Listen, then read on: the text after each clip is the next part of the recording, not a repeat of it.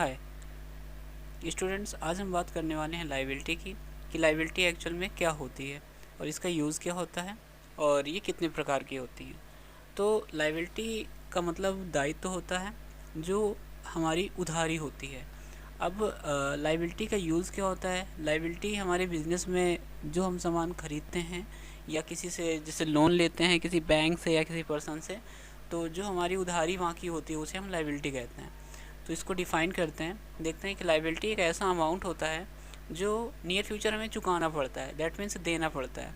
और एक प्रकार की उधारी होती है, जैसे बैंक से लिया गया लोन हमारा एक तरह का क्या है, लायबिलिटी है। और ये निम्नलिखित दो टाइप्स की होती है, एक होती है नॉन करेंट लायबिलिटी, एक होती है करेंट लायबिलिटी। तो नॉन करेंट लायबिलिटी ऐसी लायबिलिटी होती हैं जो लॉन्ग टर्म के लिए यूज़ की जाती हैं या जो लॉन्ग टर्म में पे की जाती हैं, उन्हें हम नॉन करेंट लायबिलिटी कहते हैं। और करेंट लायबिलिटी ऐसी लायबिलिटी होती हैं जो हमें नियर फ्यूचर जल्दी ही पे करना पड़ता है। जैसे इनकी डेफिनेशन देखते हैं।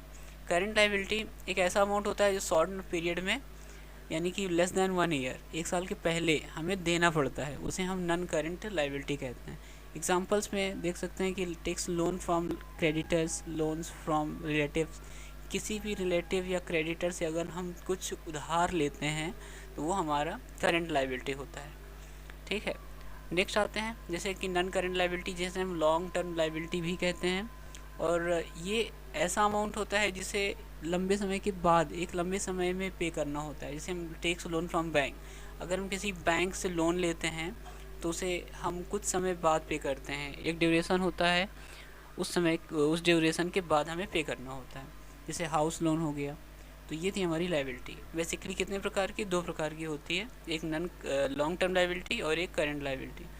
एक लायबिलिटी को हमें 1 साल के पहले पे करना होता है और एक को लॉन्ग टर्म के बाद पे करना होता है। ठीक है, थैंक यू।